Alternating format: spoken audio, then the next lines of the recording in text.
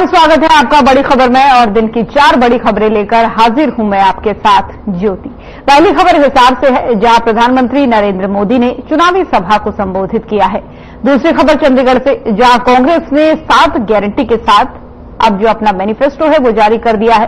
तीसरी खबर अंबाला से है, जहां एक तरफ कांग्रेस ने अपना मैनिफेस्टो जारी किया तो वहीं दूसरी तरफ अनिल विज ने कांग्रेस के मैनिफेस्टो पर निशाना साधा है। चौथी खबर चंडीगढ़ से है, जहां पर कांग्रेस ने एक्शन लेते हुए 2 और बागियों को पार्टी से निष्कासित कर दिया है। तो चारों बड़ी खबरें तस्वीरों के साथ आपको टीवी स्क्रीन पर दिखा रहे हैं, जहां पर पहली खबर बीजेपी से जुड़ी हुई है, जहां पर हिसार में चुनावी जनसभा आज हुई। प्रधानमंत्री नरेंद्र मोदी ने यहां पर लोगों को संबोधित किया। वहीं दूसरी खबर कांग्रेस के मैनिफेस्टो को लेकर है, जहां पर चंडीगढ़ में आज ये जारी किया गया। इससे पहले दिल्ली से 7 वादे किए गए थे हरियाणा की जनता के लिए। तीसरी खबर इस मैनिफेस्टो पर तंज अनिल विज ने कसा है। और चंडीगढ़ में हरियाणा कांग्रेस ने अपना मैनिफेस्टो जारी किया है। इस मौके पर नेता प्रतिपक्ष भूपेंद्र सिंह हुड्डा, राजस्थान के पूर्व सीएम अशोक गहलोत, कांग्रेस के प्रदेश अध्यक्ष उदय भान, पूर्व मंत्री गीता भोक्कल समेत कांग्रेस के दिग्गज मौजूद रहे। घोषणा पत्र को लेकर के कांग्रेस नेताओं ने कहा कि ये घोषणा पत्र सभी वर्गों से बात करके तैयार किया गया है। लोकतंत्र में लोग ही महान होते हैं। इससे पहले कांग्रेस ने 7 गारंटी भी जारी की थी। कांग्रेस ने कहा कि राजस्थान की तरह ही 25 लाख तक का मुफ्त इलाज करने का काम किया जाएगा। कांग्रेस ने किसान आयोग का गठन, एमएसपी की गारंटी, महिला किसानों के लिए सुविधा देने की बात भी कही है।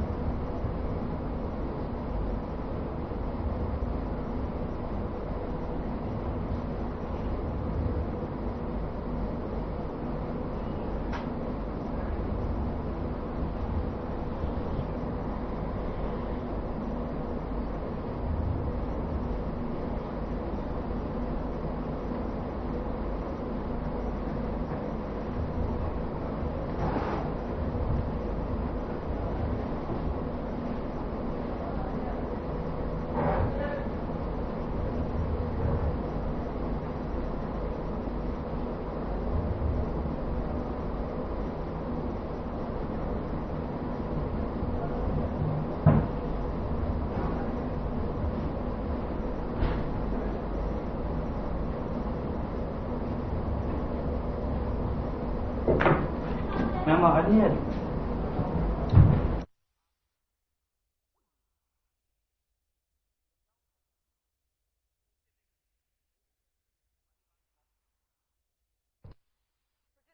कोई खबर बता रहे हैं कांग्रेस के मैनिफेस्टो से जुड़ी हुई है, जहां पर सभी वर्गों से बात करके कांग्रेस ने कहा है कि हमने इस घोषणा पत्र को तैयार किया है। कुछ ही दिनों पहले हरियाणा चुनाव को देखते हुए कांग्रेस ने 7 गारंटियां दी थी। दिल्ली से इन गारंटियों को हरियाणा की जनता के लिए जारी किया गया था, जिसमें महिलाओं समेत महिलाओं, युवा और सभी वर्गों को साधने की कोशिश की गई थी। और अब चंडीगढ़ में ये मैनिफेस्टो कांग्रेस का जारी किया गया है, जिसमें तमाम सारे वादे जो हैं क्षेत्र की जनता के लिए किया गया है। और कांग्रेस का कहना है कि ये सभी वर्गों से बात करके तैयार किया हुआ घोषणा पत्र है, जिसमें देखिए कई सारे दिग्गज आपको कांग्रेस के दिख जाएंगे, जिसमें राजस्थान के पूर्व मुख्यमंत्री जो हैं अशोक गहलोत, वो भी आपको तस्वीरों में दिखेंगे। उदय भान प्रदेश अध्यक्ष हैं, भूपेंद्र सिंह हुड्डा पूर्व मुख्यमंत्री हैं। इसी के साथ ही तमाम सारे लोग इसमें मौजूद हैं। लेकिन सवाल एक ये भी उठता है कि इस मैनिफेस्टो में की इन तस्वीरों में रणदीप सुरजेवाला और कुमारी सैलजा नजर नहीं आई, क्योंकि बीते कई दिनों से इस पर बातचीत चल रही है, विवाद चल रहा है कि कुमारी सैलजा कांग्रेस से नाराज है। हालांकि अंदर का सच क्या है इस पर भी बातचीत करेंगे, लेकिन उससे पहले ये तस्वीरें देखिए, क्योंकि तमाम सारी घोषणाओं का जिक्र इस घोषणा पत्र में कांग्रेस ने किया है, जिसमें महिलाओं के लिए प्रतिमाह 2000 रुपए देने की बात कही गई है। पेंशन को लेकर कहा गया है कि ओपीएस पेंशन की बहाली होगी, 6000 रुपए तक पेंशन दी जाएगी और तमाम सारे वादे इसमें किए गए हैं। एमएसपी की गारंटी समेत किसानों की सभी फसलों को एमएसपी पर खरीदने की बात कांग्रेस की तरफ से की जा रही है कि अगर उनकी सरकार इस बार प्रदेश में आती है तो हर एक फसल को एमएसपी पर खरीदा जाएगा। इसी के साथ ही जो है अन्य कई सारे वादे जो है प्रदेश की जनता के लिए किए गए हैं।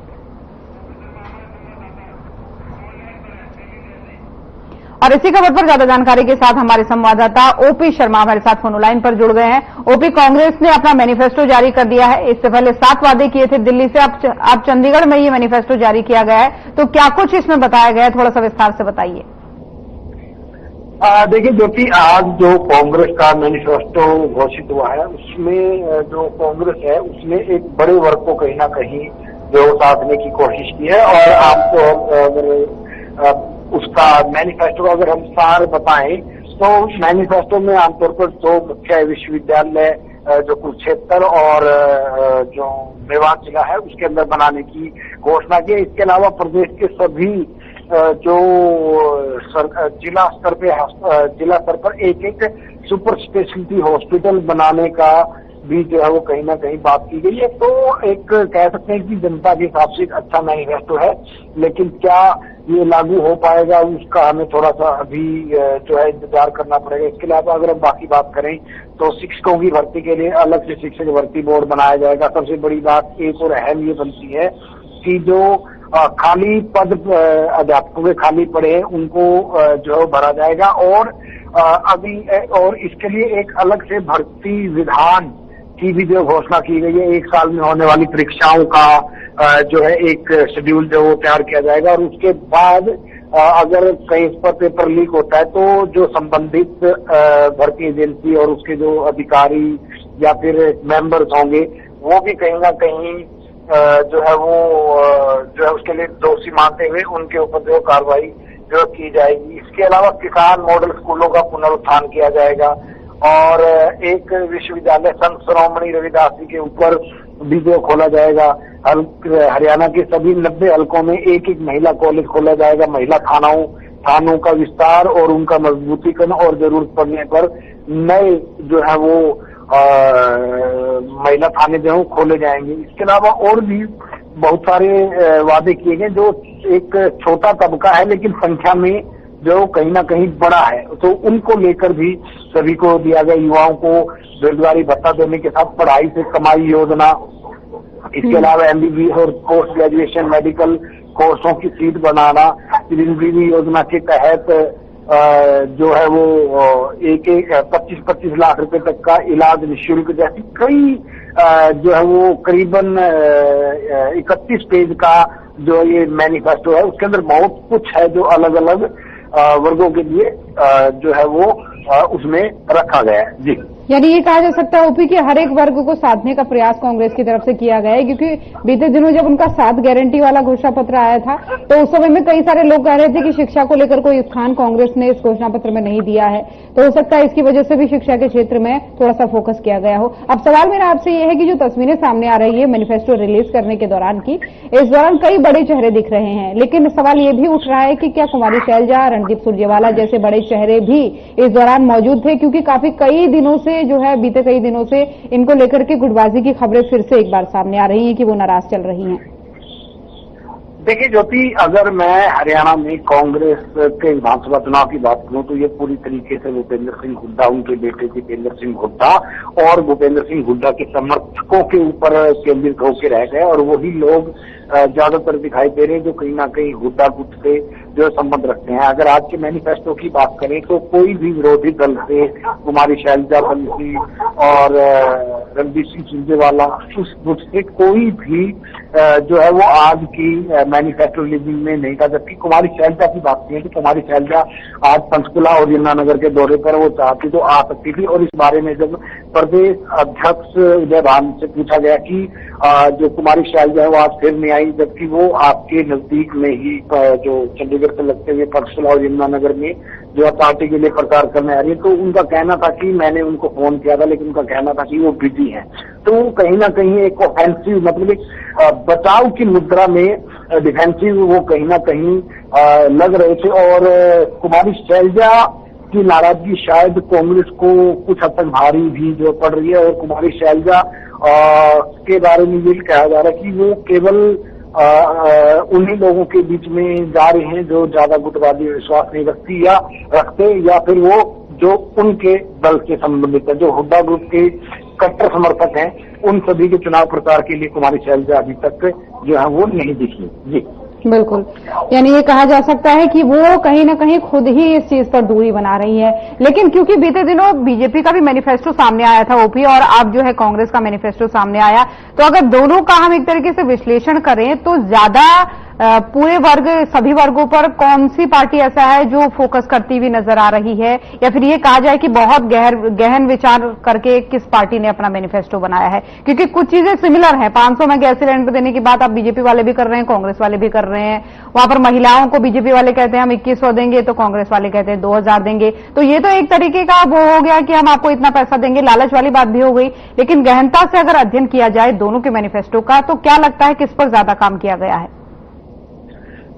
देखिए, जो कि अगर मैनिफेस्टो की बात करें तो दोनों के मैनिफेस्टो लगभग जो है वो कहीं ना कहीं सेम है काफी हद तक। लेकिन कुछ मामलों में कांग्रेस का मैनिफेस्टो जो है वो ज्यादा बजट वाला दिखाई दे रहा है। कांग्रेस का कहना है कि जिला स्तर पर सुपर स्पेशलिटी हॉस्पिटल बनाया जाएगा। आप खुद अंदाजा लगा सकते हैं कि एक सुपर स्पेशलिटी हॉस्पिटल बनाने के लिए कितना खर्च होगा। और इस वक्त हरियाणा में करीबन 22 जिले हैं, 22 जिलों में एक सुपर स्पेशलिटी हॉस्पिटल बनाने के लिए इतने डॉक्टर्स और बजट कहाँ से आएगा? अगर हम हरियाणा के वर्तमान शिक्षा की बात करें तो करीबन 40 से 50 हजार करोड़ का ही बजट जो पूरे हरियाणा के लिए जो स्वास्थ्य पर दिया गया है, और उसमें भी जो करीबन आधा बजट है वो सैलरी और पेंशन के ऊपर जो है खर्च हो जाता है। तो ऐसे में आप सहज अंदाजा लगा सकते हैं कि 20 से 30 हजार करोड़ अगर स्वास्थ्य विभाग को बचते हैं, तो उसके बाद उनको जो रूटीन की ओपीडी है, दवाइयों का खर्च है,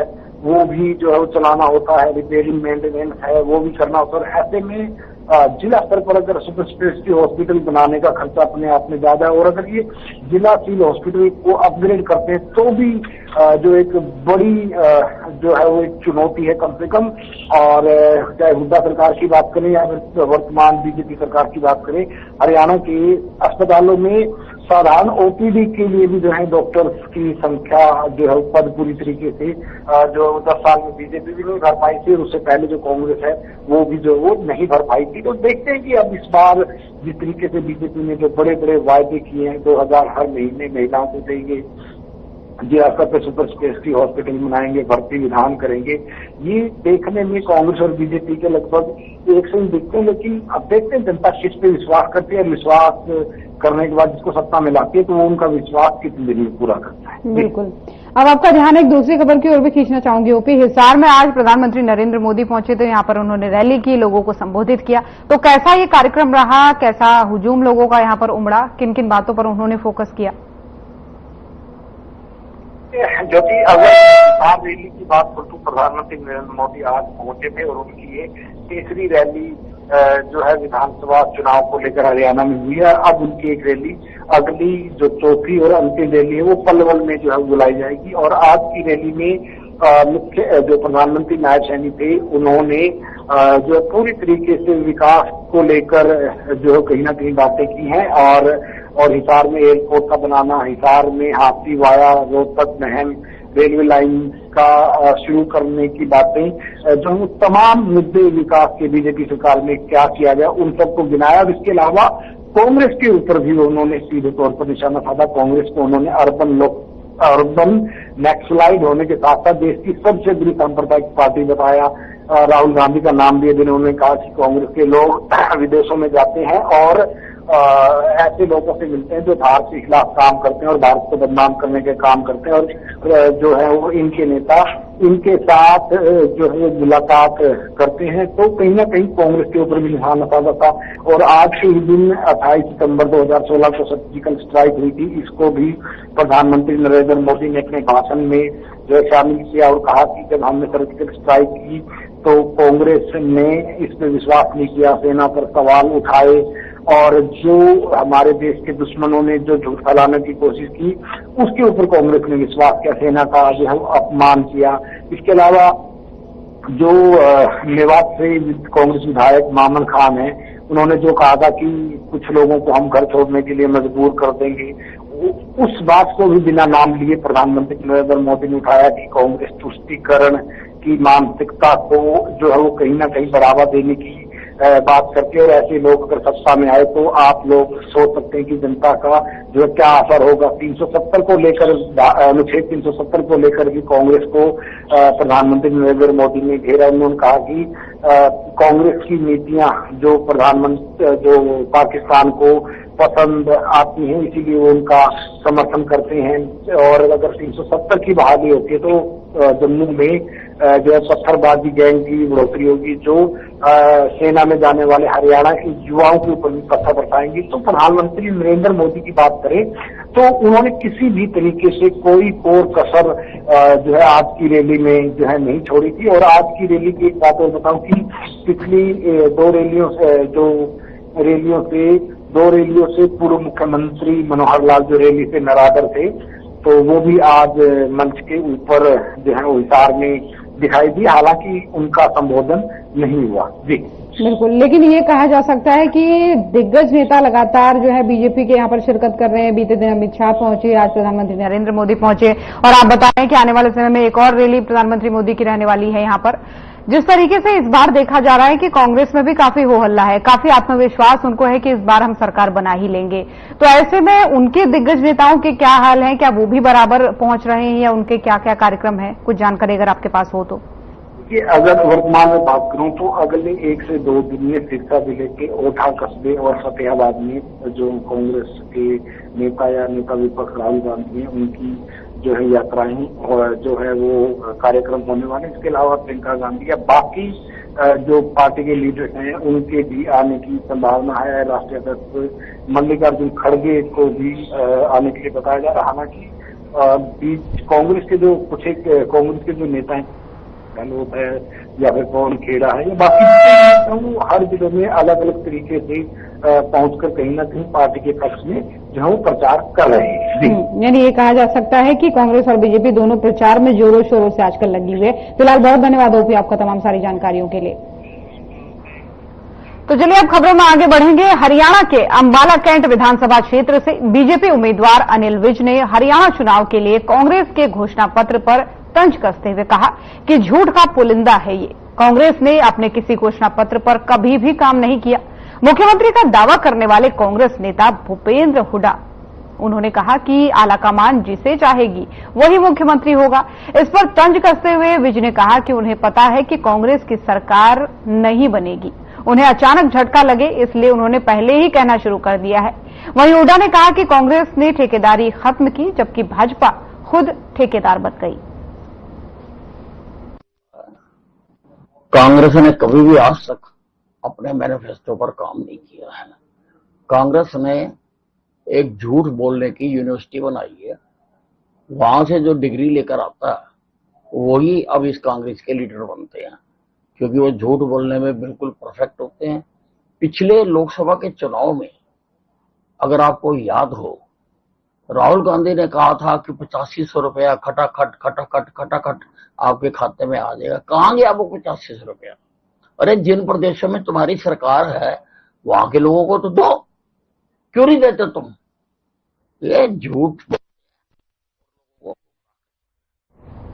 और उधर कांग्रेस के बागी नेताओं पर कांग्रेसी कमान की बड़ी कार्रवाई देखने को मिली है। तिगांव विधानसभा से ललित नागर और बल्लभगढ़ से शारदा राठौर पर बड़ी कार्रवाई हुई है।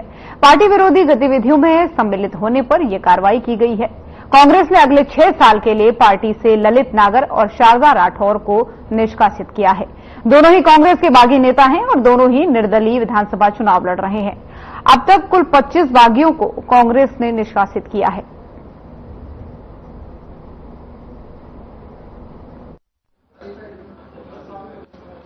जो हरियाणा प्रदेश कांग्रेस कमेटी का घोषणा पत्र जारी हुआ है, हमने उसमें हाथ बदलेगा हालात मेन उसमें लोगो हमारा लगा है। बेहतर और संपन्न हरियाणा के निर्माण की गारंटी हरियाणा प्रदेश कांग्रेस कमेटी लेती है। इसमें सबसे पहला हमने जो है शिक्षा पर हम बहुत अच्छे ढंग से शिक्षा में good quality education to each and everyone, सभी के लिए अच्छी शिक्षा देने का कार्य करेंगे, क्योंकि शिक्षा बीजेपी के प्रायोरिटी एजेंडा पर कभी भी रहा नहीं है। देखिए, ये बहुत मेहनत से घोषणा पत्र बना है और मैं इस बात की बधाई देता हूं जो हमारी चेयरपर्सन है घोषणा पत्र की गीता बुकल जी और सभी साथियों जिनका इसमें हो रहा है। और बहुत सारी बातें राजस्थान से हमने सीखी, जो अशोक गहलोत जी जब मुख्यमंत्री से 25 लाख की जो वो की, तो बहुत सारी स्टेटों का हमने मंगा के तब इन्होंने पूरा अध्ययन करके दिया है। मैं एक बात सबका धन्यवाद भी करता हूं।